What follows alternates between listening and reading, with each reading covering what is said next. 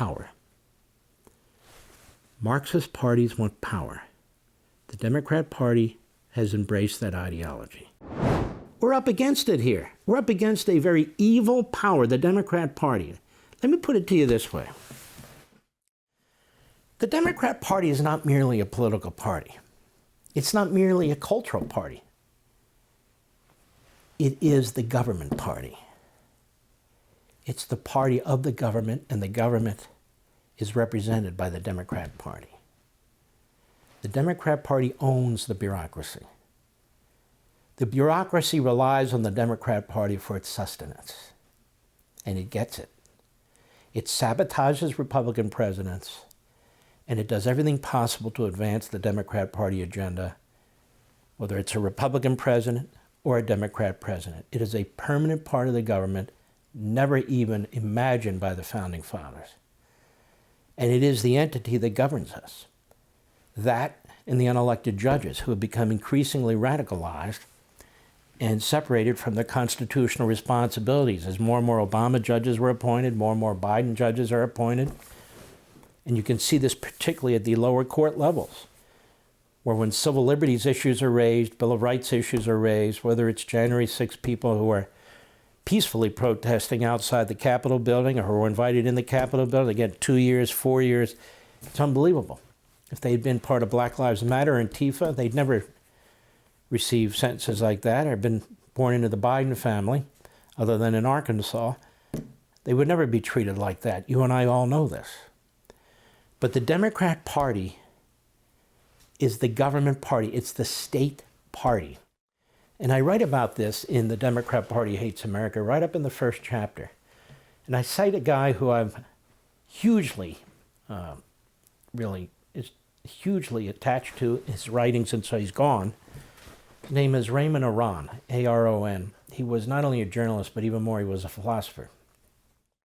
He was French, and he wrote brilliantly about a number of subjects. And one of the things he wrote about is the one-party state. And he explained, and he's not alone, Hayek has explained this, so many geniuses have explained this. You can have a voting system and still have a one-party state. You go through the motions. You vote. But the one party, the state party, controls the system. That's H1, H.R. 1 that they were trying to pass. If you look in California, that's what you have. You have a one-party government. That's why they're in deep crap. That's why they have more illegal aliens from Central and South America than they actually have others, citizens in the state. Do you know that? Just happened to Texas last week, according to the census. The two biggest states. The majority in both states are Hispanics in both states, over 40%. You might say, Mark, why are you bringing that? I didn't bring it up. It's in the newspaper. The census report, they're cheering this stuff. So you have California, and why do you think the border's open? To change Texas. They win Texas, we can't win the presidency. It's that simple. We can't overcome California and Texas. I don't care how many other states you put together. If they win Texas, we can never win again. It's over. Period. Whether it's popular vote, electoral college vote, they know this. Ted Cruz knows this. He's up for re-election. He's in for the election of his life. And that's why the Democrat Party has opened the border, and that's why I will say it. I'm one of the few who will, but I will come under attack every time I do. But they're doing it. I'm just noticing it. That's in the book too. And so what you're going to see is a philosophical, historical, present-day journey through the last, I'd say, 160 years of the United States, relating it back to today and what's taking place. And that if we didn't have a Democrat Party, this would be a much greater nation. It would be freer. People would get along better. And the things that the Founding Fathers and the framers of the Constitution wanted for us, their progeny, would actually be mostly in existence today. The Democrat Party has never accepted Americanism. That's why it led the Confederacy. Jefferson Davis was a Democrat. Most of his generals were Democrats. They weren't Republicans. They were the Democrats or nothing. It was a former Confederate general that started the Ku Klux Klan. It was a Republican president by the name of Grant who sent the army down there to wipe out the Klan. Came pretty damn close to it until the House in the next election was won by the Democrats. He couldn't raise the funds to send the army back down there, to put them out of existence once and for all. But that was a Republican president who led the Civil War against slavery, a Republican president who tried to destroy the Klan, always blocked by Democrats. Democrats want to get rid of the Electoral College. They claim it's based on slavery. They're liars. There's not a word in Madison's notes, the definitive explanation of what was taking place, tying the Electoral College to slavery. It had nothing to do with slavery. The 3/5 vote had nothing to do with slavery. The South wanted to count each slave as a vote, as a person, so they could have bigger representation in the House of Representatives. The North said, no way. If you're not going to count them as human beings in the first place, you can't count them as human beings for the purpose of empowering yourselves.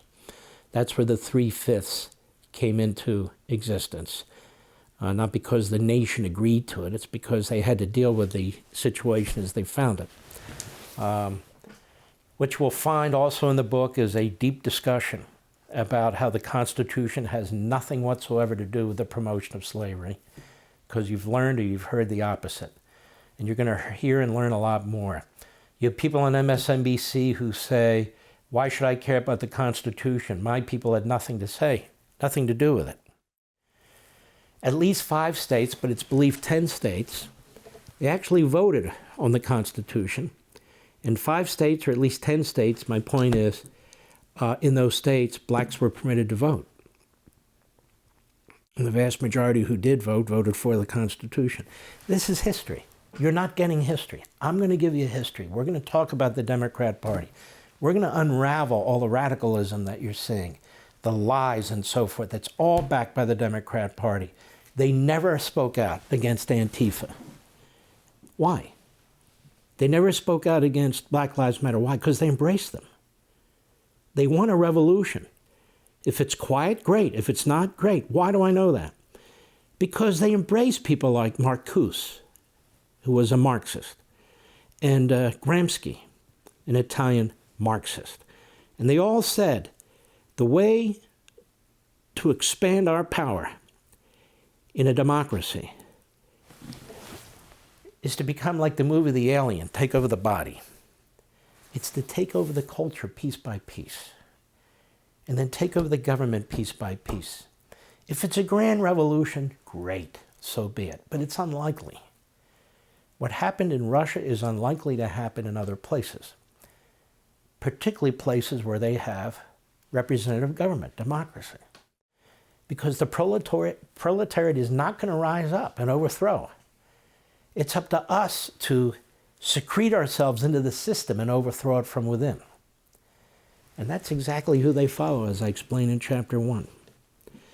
I have to tell you, I'm excited about this book. Now you might say, well, you wrote the damn thing. I don't always get excited about these books. I love them. You know, I wear my emotions right on my arm.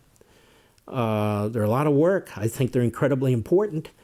Millions and millions have been sold to you, thanks to you who are interested in this. But this book in particular, it's a killer. It's got the scholarship, it's got the substance, but it's got the brass knuckles too. It's a killer. I love this book, and you will too. The Democrat Party hates America. You might say, okay, you started out this program talking about all the corruption in these prosecutions. You gotta stick with me. Who's behind it? Biden, Garland, Smith, the Democrats who were behind the Mueller investigation, the Democrats who were behind the impeachment, the Democrats who are smearing the whistleblowers now, the Democrats who loaded up the January 6th committee the way they did, the Democrats. Why are they doing these things? I'm asked this all the time. They live in this country. Don't they want it to survive? Power. Marxist parties want power. The Democrat Party has embraced that ideology. For all this and much more, sign up for Levin TV.